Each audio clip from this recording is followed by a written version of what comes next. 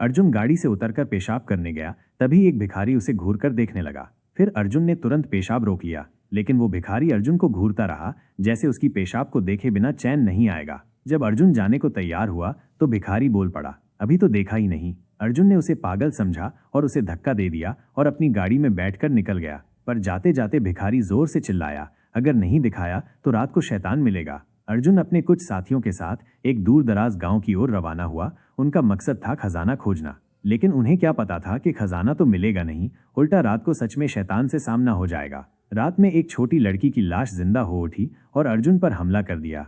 गांव के बाकी लोग भी एक एक कर अजीबोगरीब जीवों में बदलने लगे। डर के मारे सब भागने लगे। एक व्यक्ति को समुद्र किनारे एक अंधी बूढ़ी औरत मिली जो सीधे कहने लगी, मैं तुम्हें खा जाऊंगी। एक और साथी गांव की ओर भागा, लेकिन वहां तो रात के 2 बजे स्कूल में क्लास चल रही थी। जब वो अंदर झांकने गया तो शिक्षक ने दरवाजा बंद कर लिया और उसे अनदेखा कर दिया। इसी बीच अर्जुन भी गांव लौट आया। वो अपनी गाड़ी लेकर भागे हुए साथियों को ढूंढ लाया और बोला, अब खजाना भूल जाओ, जान बचाना जरूरी है। तभी एक चमक के साथ एक आदमी प्रकट हुआ जिसने खुद को गांव का मुखिया बताया। उसने पूछा, तुम लोग आधी रात को क्या कर रहे हो? अर्जुन ने जवाब दिया, हमें भूत मिले इसलिए स्कूल में छिपने आए हैं। पर जब वे स्कूल की ओर मुड़े तो देखा कि वहां अब कोई पढ़ाई नहीं हो रही है। मुखिया ने कहा, इस स्कूल के लोग तो बहुत पहले मर चुके हैं। इसके बाद सभी लोग मुखिया के घर गए ताकि थोड़ा सुकून मिले, पर वहां मुखिया की पत्नी उन्हें घूर कर देख रही थी। अचानक उसने अपने पति को चाकू मार दिया, जिसे देखकर सभी लोग भागने लगे। लेकिन गांव का मुखिया फिर से उठ खड़ा हुआ। वो अब तक मरा नहीं था और जोर से चिल्लाने लगा, अभी भी बचाया जा सकता है मुझे। इसके बाद सभी ने एक कार का इंतजाम किया और उसे लेकर कस्बे के अस्पताल की ओर रवाना हुए। रास्ते में किसी ने सुझाव दिया, चलो कुछ खा लेते हैं फिर आगे बढ़ते हैं। लेकिन मुखिया चिल्ला उठा, मैं मर रहा हूं और तुम लोगों को भूख लगी है। अर्जुन और उसके साथी आराम से खाना खा ही रहे थे कि तभी फिर से एक राक्षस आ गया। डर के मारे सबने मुखिया को वहीं छोड़ दिया और भागने लगे अलग अलग दिशाओं में। अर्जुन भागते भागते एक कब्रिस्तान में पहुंचा। वहां उसने एक कब्र देखी जो मुखिया की थी। तभी उसे समझ आया कि मुखिया तो पहले ही मर चुका है। इतना ही नहीं, अर्जुन को एक नया राक्षस भी मिल गया जो हंसते हुए बोला, हम मरे नहीं हैं। बाद में अर्जुन अपने साथियों से फिर मिला और वो एक सुनसान मनोरंजन पार्क में पहुंच गया। वहां उन्हें एक खोई हुई महिला साथी मिल गई जो शुरुआत में ही बिछड़ गई थी। उसने बताया, इस गांव से निकलने का बस एक ही रास्ता है, लेकिन वहां एक महिला राक्षस बैठी है जो रास्ता रोक रही है। वो महिला बेहद सुंदर थी और उन्हें गांव लौट जाने को कह रही थी। अजीब बात यह थी कि वो राक्षसी उन्हें नुकसान नहीं पहुंचा रही थी, और सबसे डरावनी बात ऐसा लग रहा था जैसे उन्हें अब तक एहसास ही नहीं था कि वे सब मर चुके हैं। गांव के मुहाने पर बैठी महिला राक्षसी जरूर कुछ जानती थी और वो राक्षसी शायद बातचीत भी कर सकती थी। फिर सबने मिलकर फैसला किया कि उस महिला राक्षसी से मिलना चाहिए। जब वे वहां पहुंचे तो वो महिला राक्षसी बिना कुछ कहे ही अर्जुन के एक साथी को पैरों से मारा। साथी ने दर्द में कराहते हुए पूछा, तुमने कहा था बात की जा सकती है। फिर उसने अपने बाल संवार लिए और फिर राक्षसी के सामने बॉलीवुड स्टाइल डांस करने लगा। राक्षसी भी कुछ देर तो दंग रह गई, फिर तंग आकर बोली, बस करो। इसके बाद वो महिला राक्षसी उन्हें अपने घर ले गई और बताया कि इस गांव की सच्चाई क्या है। ये सब कुछ शुरू हुआ था उसके घर के एक गहरे कुएं से जो सोना उगलता था। शुरुआत में देवदत्त ने एक तेल का दिया कुएं में डाला। वो सिर्फ ये देखना चाहता था कि कुआं कितना गहरा है, पर जो हुआ उसने सबको चौंका दिया। दिया तो नीचे गिरकर गायब हो गया, लेकिन बदले में ऊपर एक मटकी आई, सोने से भरी हुई। ये देख सभी हैरान रह गए। उत्साहित होकर देवदत्त तुरंत कस्बे से और भी दिए खरीद लाया ताकि और ज्यादा सोना हासिल कर सके। इस रहस्यमयी कुआं की देखरेख घर की 2 बहनें अंजना और उसकी छोटी बहन कर रही थीं। जब वे सोना देख रही थीं, छोटी बहन को उसमें एक पर्ची मिली जिस पर लिखा था, और चीजें नीचे फेंको।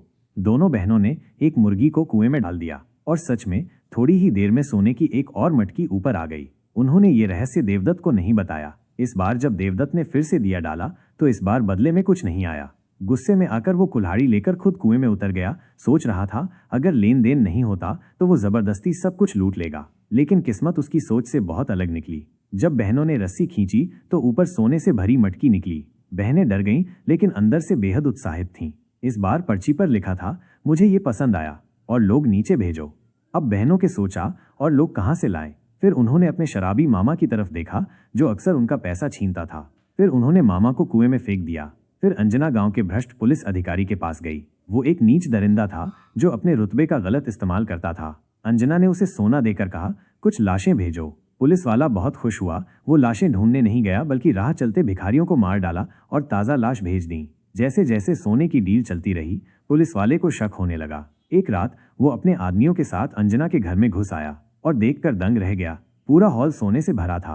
अब उस पर लालच सवार हो गया। उसने सोचा सबको मार डाले और सारा सोना अकेला ले जाए। लेकिन तभी दरवाजे के बाहर प्रकट हुआ एक राक्षस, वही जो सोने के बदले लोगों को खाता था। पुलिस वाले डर के मारे कांप रहे थे, लेकिन दरोगा ने उसे डांटा और कहा, बुजुर्ग कहते हैं अगर तुम राक्षस को घूरते रहो तो वो तुम्हें कुछ नहीं करेगा, लेकिन अगर तुम नजरें फेर लोगे वो तुम्हारे और करीब आ जाएगा। सच में जैसे ही पुलिस वाले ने नजरें हटाईं, राक्षस उसके पास पहुंच गया था। डर से वो भागने लगा, लेकिन राक्षस ने उसे पकड़ लिया और खींच कर ले गया। जाते जाते राक्षस ने खून से एक संदेश लिखा, कुएं को भूखा मत रखो। अब पुलिस वाले को एक और ख्याल आया, पूरे गांव को मार डालो। एक एक करके मारना संदेह पैदा करता, इसलिए उसने पूरे गांव को एक बड़ी पार्टी में बुलाया और वहां एक जाल बिछाया। जैसे ही सभी लोग पहुंचे, बिजली से लिपटी एक धारदार स्टील की रस्सी चली और सबको काट डाला। पूरे गांव के लोग बीच पार्टी में बेरहमी से मारे गए। अब पुलिस वाले को मिला वो सोना जो उसकी कई जिंदगियों में भी खत्म नहीं होता। लेकिन वो यहीं नहीं रुका, उसने अंजना और उसकी बहन को भी कुएं में धकेल दिया। अब इस रहस्य को जानने वाला दुनिया में सिर्फ वही था। उसका सपना था कि वो इस सोने को लेकर दूर चला जाएगा और एक अमीर जिंदगी जिएगा। पर सालों बाद अर्जुन और उसके साथी उसी खजाने की तलाश में गांव पहुंचे और एक बार फिर कुएं का वो भयानक राक्षस जाग गया। अर्जुन और उसके साथी तो बस खजाना ढूंढने आए थे, लेकिन उन्हें क्या पता था कि पूरा गांव ही भूतों से भरा है। अंजना नाम की महिला आत्मा ने अर्जुन को बताया कि उसे गांव के भ्रष्ट पुलिस इंस्पेक्टर ने मार डाला था। उसने ये भी कहा कि शायद उसी पुलिस इंस्पेक्टर ने ही खजाने की अफवाह फैलाई थी, ताकि नए लोग आएं और वे उन्हें गुफा के राक्षस को भेंट चढ़ा सकें। इसी बीच वहां दो और लोग आ गए। वे भी खजाने की तलाश में थे, लेकिन उन्हें भूत पकड़ने की कुछ तरकीबें आती थीं। उन्होंने अंजना की आत्मा को एक जादुई बर्तन में बंद कर दिया, लेकिन जैसे ही उन्होंने ये किया, गुफा का राक्षस सामने आ गया। सभी ने उसकी तरफ नजरें गड़ा दी, क्योंकि सबको पता था उसे घूरते रहो, नहीं तो वो पास आ जाएगा। लेकिन तभी अजीब घटनाएं शुरू हो गईं। बिना किसी के छुए गाड़ियां खुद ब खुद सरकने लगीं, दरवाजा लगातार खटखटाने लगा, एक अजीब सी बकबक करती अंधी बूढ़ी औरत आ गई। ये सब इसीलिए हो रहा था ताकि लोग पल भर के लिए राक्षस से नजरें हटा लें। लेकिन कुआं का राक्षस अब एक नहीं कई बन चुके थे। वे सबको चारों ओर से घेर लिए। तभी सौभाग्य से सूरज उग गया और धूप लगते ही सारे राक्षस भाप बनकर उड़ गए। सबने चैन की सांस ली।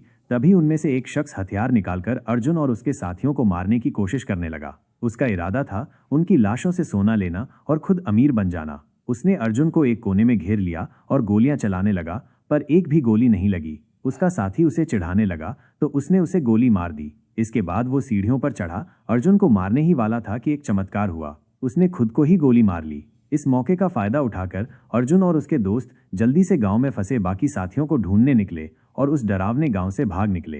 फिल्म के अंत में अर्जुन ने अंजना की आत्मा वाला बोतल उस बूढ़े पुलिस इंस्पेक्टर को सौंप दिया, जिसने अंजना को मारा था। फिर अंजना ने उसे मार दिया।